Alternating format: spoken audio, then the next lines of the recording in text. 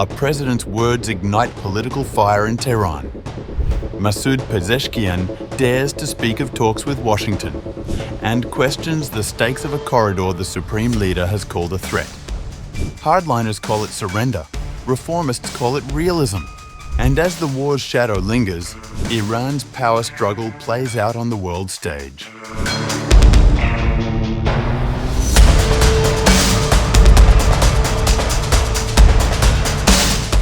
Iranian President Masoud Pezeshkian is facing mounting backlash from the country's hardliners after twice venturing into politically sensitive territory on live TV.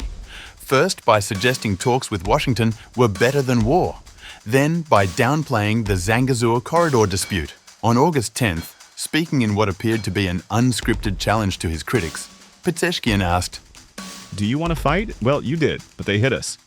If we rebuild the nuclear establishments, they are going to target them again. What can we do if we do not negotiate?"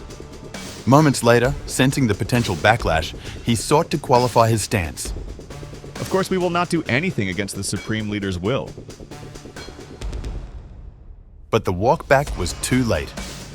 Tehran's most influential hardline newspaper, Kayhan, whose chief editor is appointed by Supreme Leader Ali Khamenei, accused the president of ignorance. "Some of our officials are preoccupied by the war negotiation dichotomy, even as the United States and Israel begged Iran for a ceasefire." If the first gaffe stirred unrest, the second set it ablaze.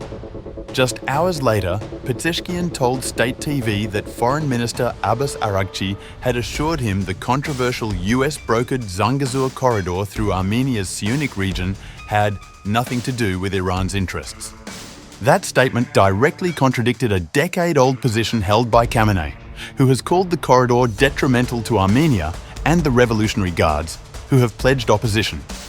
Hardline MP Aladin Boroujerdi and Khamenei's chief advisor, Ali Akbar Velayati, had both reaffirmed that stance in recent months. By appearing unaware of it, Pezeshkian opened himself to charges of political inexperience. Iran's ultra-conservative media was quick to pounce. Vatan Emruz labelled the president's stance withdrawal and surrender.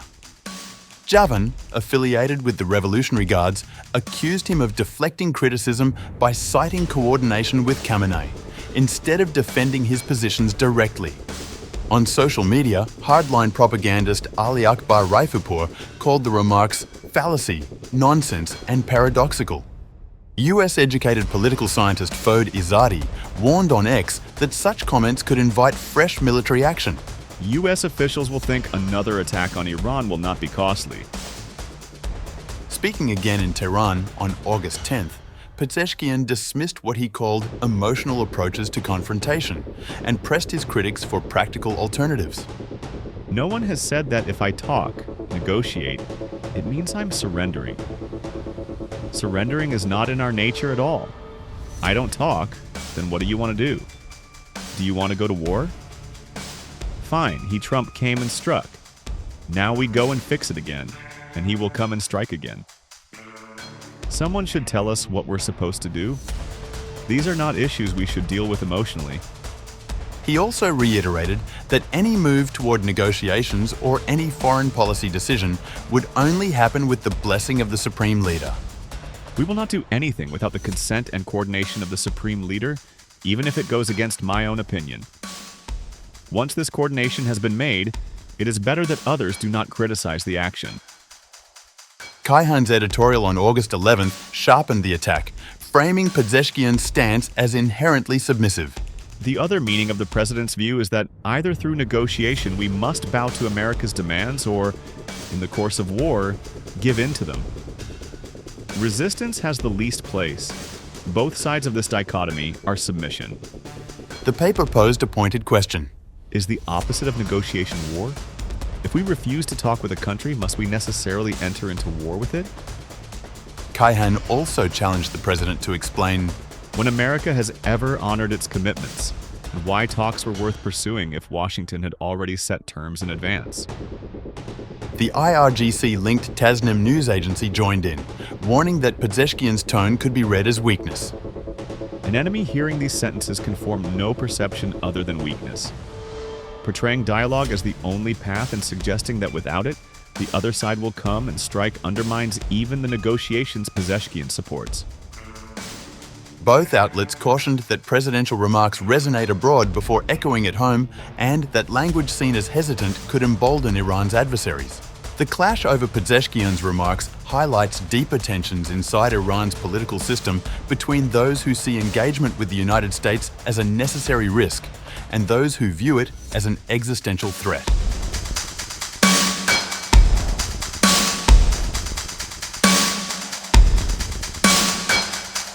On August 12th, Iranian police announced they had detained around 21,000 people described as suspects during the country's 12-day war with Israel. A figure police say was largely the result of public tip-offs. Police spokesman Saeed Montazir al-Mahdi told state media the arrests followed 7,850 reports to the National Emergency Line 110. The 41% increase in public calls and the arrest of 21,000 suspects in the 12-day war shows the high level of vigilance and participation of the people in ensuring security. Montazir al-Mahdi said officers set up more than 1,000 tactical checkpoints nationwide during the conflict, deploying over 40,000 police for round-the-clock road and site security. He claimed security forces had thwarted field conspiracies by the enemy, including a planned gathering in Tehran's Palestine Square, and reported detaining 127 escaped prisoners during an incident at Evin Prison, along with seizing unexploded bombs. Other arrests included 2,774 undocumented foreign nationals, 261 suspected of espionage, 172 for alleged unauthorized filming, and 30 special security cases discovered through phone checks. However, Judiciary Chief Gholam Hossein Mohseni Ejei gave a far lower figure, stating around 2,000 people were arrested during and after the conflict, some now facing the death penalty for organizational collaboration with the enemy. In our law, anyone who cooperates with a hostile state during wartime must be arrested and prosecuted. The arrests come amid public anger over internet restrictions and a now withdrawn cybercrime bill, which critics said would have criminalized dissent.